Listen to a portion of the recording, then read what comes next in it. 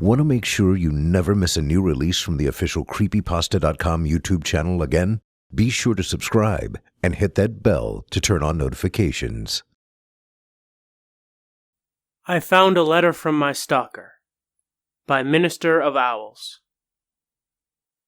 I found this note nailed onto a tree on my front lawn. I really don't know how to describe it. I'll just let you read it yourself. I saw you today. It was your birthday. You didn't see me. You hardly ever do these days. Your skin looked so nice and healthy, and your eyes, they were the most beautiful I'd ever seen them. You've grown so much. I remember how different you used to look when you were younger. I remember the day I first met you. It was 4 years ago. I was sitting at my desk, head down, listening to the teacher rattling off names for attendance. The teacher called out a name I didn't recognize, and a stranger's voice answered behind me. Was there a new student? The teacher didn't pause for a second, just continued calling out name after name. I turned my head to where the voice had come from. I saw you. A pale thing, so thin, your eyes so red, at a seat that should have been empty. I saw the fireflies flying around you, flickering.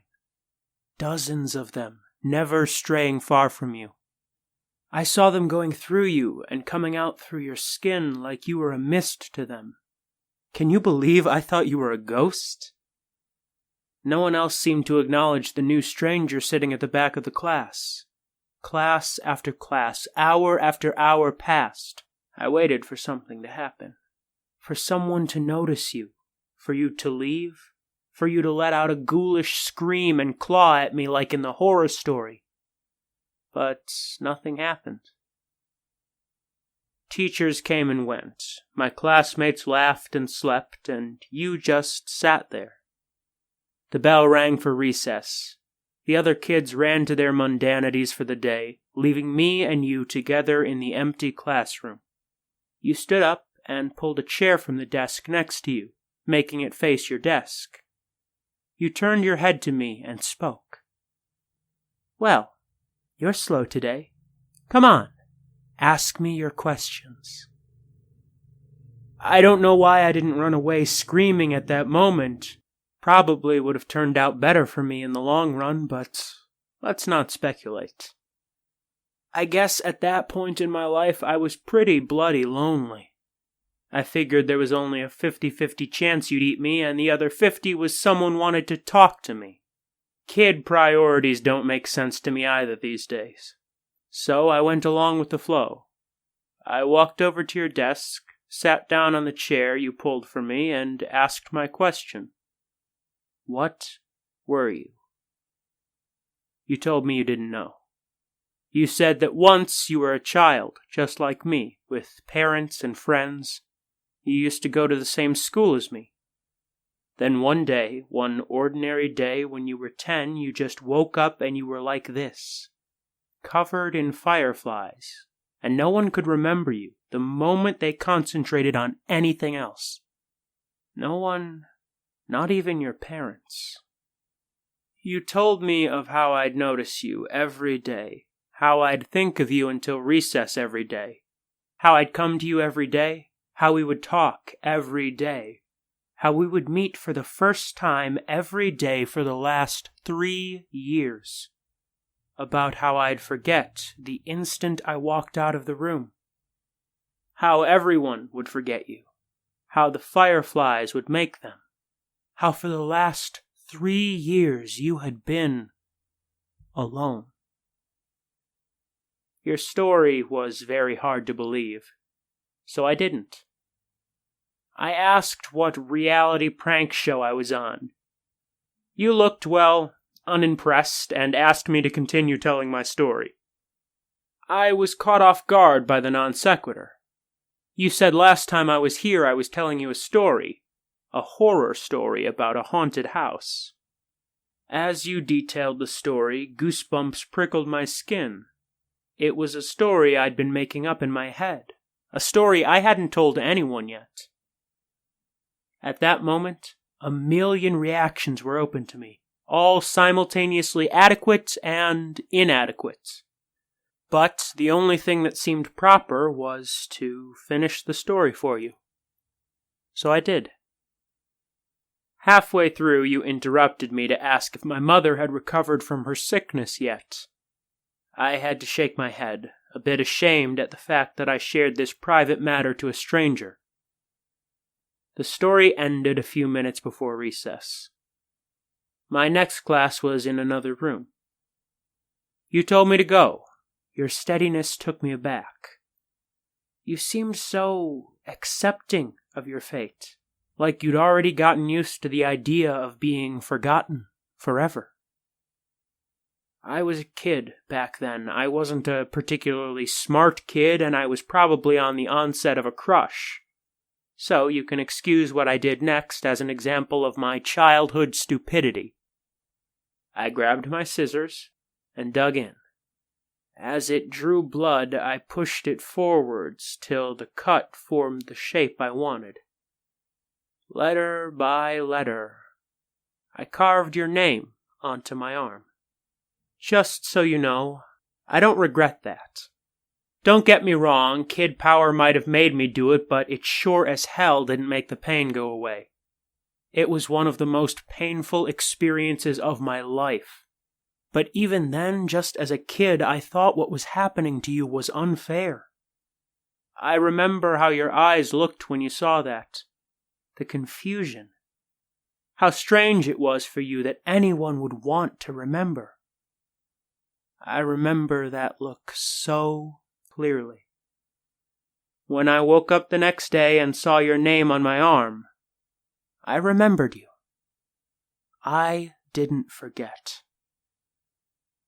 That day, for the first time, we had a conversation that wasn't so one-sided.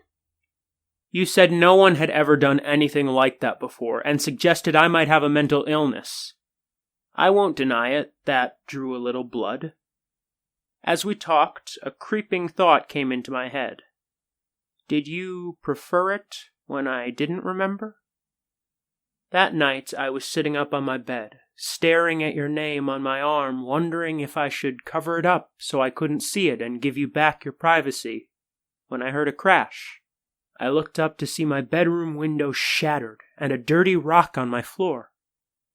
I looked out the cracked window to see a dark figure on my lawn. You were outside yelling about how we should hang out. It took me a while to get used to how bad you were at talking to people. Years without practice made you quite a bit rusty. That was all right. We had a lot of time. For the next 2 years, we spent most of our free time together. Most of the time we talked. You'd tell me an aspect of your life and how you lived. You still stayed in your old house. Your parents never noticed the food that had gone missing, never noticed the extra room or that you'd stolen the extra keys. One night, I confided in you that I was beginning to think you were a part of my imagination, Fight Club style. After all, what could you do to me that I couldn't do to myself? You spent the next month or so trying to leave bite marks on my ear or neck to prove a point. I still have a few scars on my ear, so I guess you did. Looking back, I could see the warning signs even then. Your skin seemed to get worse and worse, paler and paler, and you'd rubbed your eyes raw. It was in winter we had our wake-up call. The morning began like any other. I woke up, brushed my teeth, and started searching for clothes to wear. It was a winter morning, and my room was dark, so I didn't see your name on my arm. The cold sent shivers through my body and pulled out a long-sleeved jacket. A small bell rang in my head. Don't you usually roll your sleeves up? Yeah. And why did I? That was annoying. I finished tidying up and headed to school.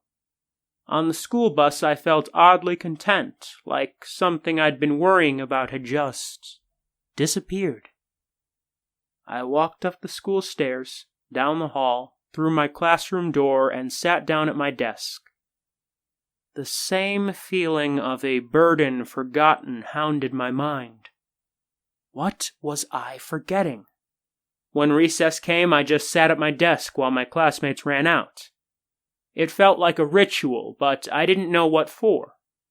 I was contemplating just walking out to join them when I heard it. It was something small in the wind, like a whisper. But it came over and over, incessant. It sounded like my name. I knew this was strange, that this was worth my attention, but I felt oddly calm. Everything would be all right. Everything would be fine. Just ignore it. I sat there at my desk, my mind a war zone between two conflicting, contradictory voices when I felt a force tugging on my sleeve. The moment I noticed this, my jacket sleeve tore open. I saw your name on my arm and then your hand that ripped my jacket open. You'd been yelling at me for over 20 minutes. I think that was the moment we realized how on edge our friendship really was. One accident away from complete erasure. We spent most of the next year in the town library together trying to find out what the fireflies were. It wasn't really a problem for me. Because of my mother's treatment, my family couldn't afford to go on any trips and our house didn't have heating anymore, so I was happy to spend my time with you. Trying to find information was a puzzle in and of itself. After all, how would I read about people I couldn't remember? And how would you find out who was special when no one could even remember enough about them to record them? We found our old family trees and records. Individually, we'd write down the name of everyone in the book on 2 lists, and then we would compare the names. The names I hadn't remembered to write down, but you had, would become the focus. They were the names who were under the curse of the fireflies. We compiled a list of suspicious books we thought could help us because they were written by or were about the people we were searching for. I read the books with the list of names side by side, reading it again for every page of the book. You scoured the internet on the library computers on the lookout for articles about the people. Our search would lead us to the first glimpse we got of what was really happening to you. It was late at night when you found the picture. I was a bit drowsy at that time and almost about to nod off when I heard a sharp intake of breath. I turned to see you standing up, pointing at the screen. I didn't see anything. Well, anything noteworthy. On the screen was a picture of a clearing somewhere in the woods. You held up your piece of paper where you'd marked out 2 names. Susie Appleby Reagan, 13. Terry Appleby Reagan, 12. Siblings. For a moment I saw the paper and the screen side by side. Side by side. And then I saw them. 2 figures emerging from the woods towards the camera. They were almost humanoid with the exception of their limbs which stretched to nightmarish proportions. Their blank, white skin was that of a pure albino and looked more like tree bark than anything you expected to find on a mammal. A cloud of fireflies surrounded the duo. The shorter one looked emaciated. I could see their rib cages. Their eyes. God, their eyes, so small, so red. The taller one with its white hair didn't look alive anymore. They were little more than skin wrapped around a skeleton. Fireflies swarmed out of the pair's empty eye sockets. Both reached for the cameraman. I looked at the article surrounding the picture. It was a blog posted by a hiker 20 years after the last mention of the 2 kids. The picture was a mystery to the cameraman as well. He'd been wanting to go to the woods, pictured for a while now, but he never actually remembered going there. The picture had just appeared on his camera one day, out of the blue.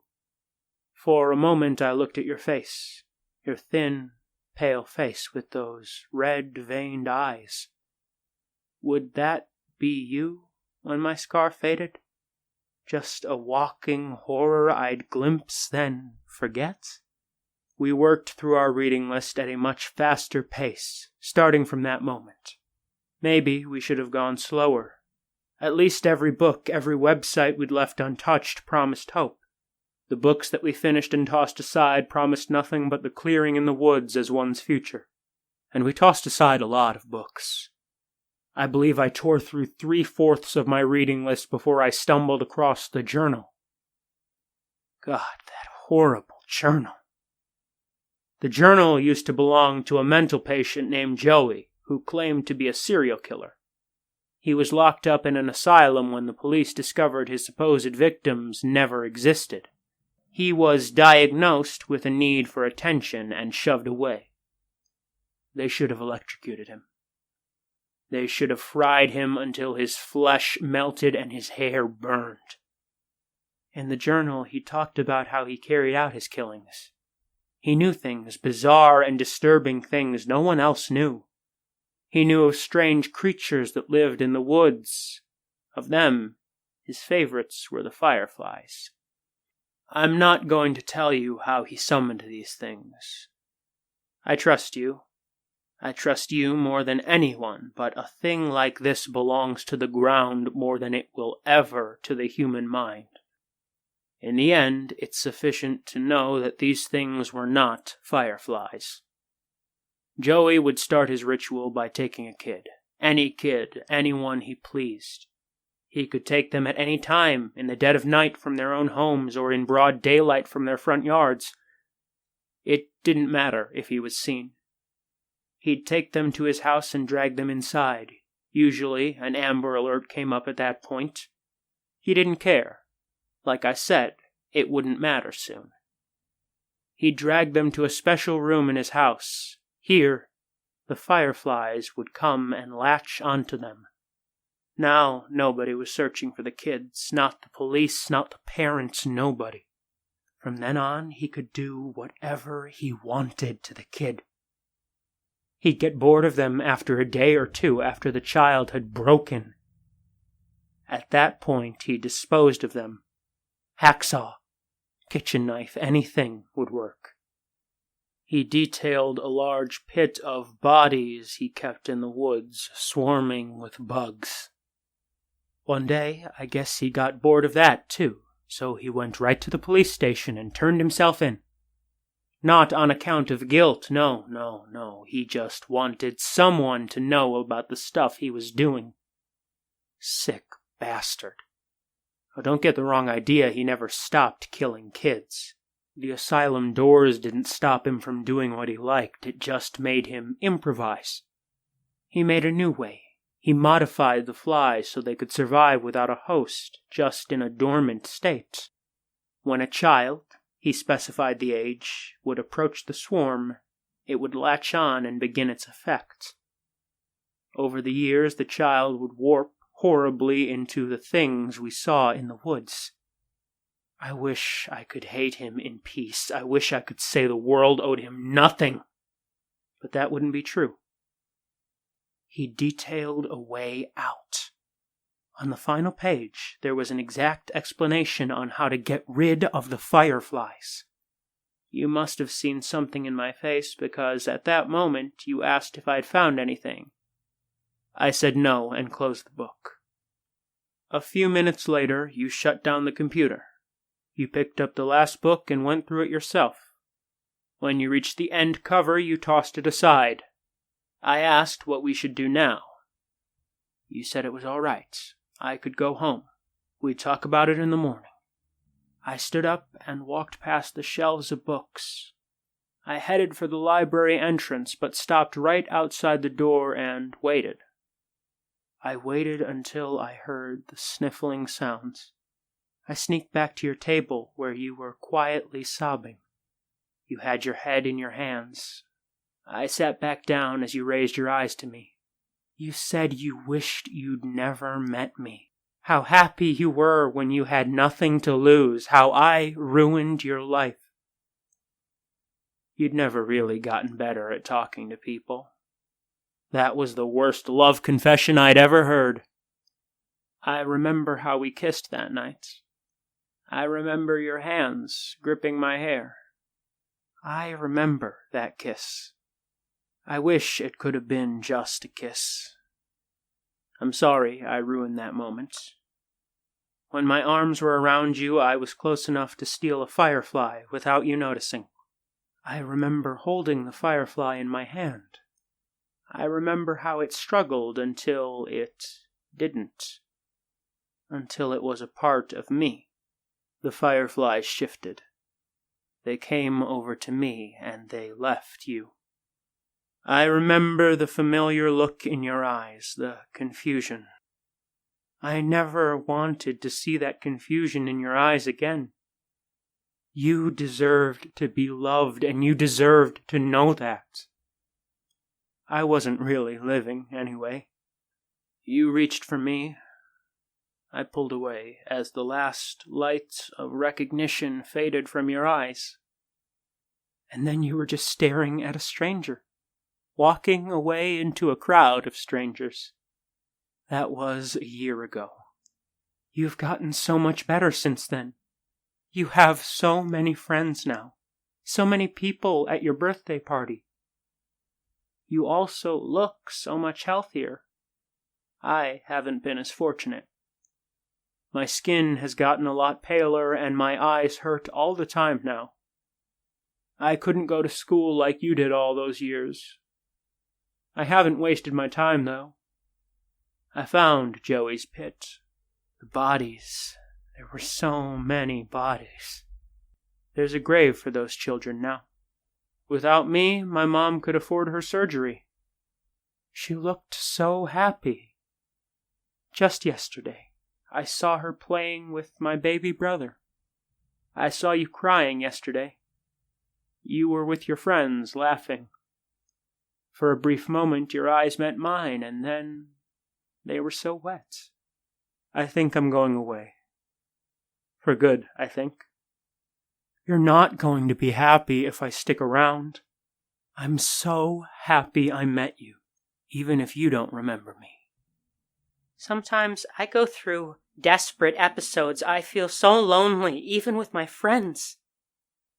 I don't know what's going through my head during these times, and sometimes I'd end up in a bathtub, a knife in my hands, my wrists bleeding. Until now, I thought I was cutting my wrists.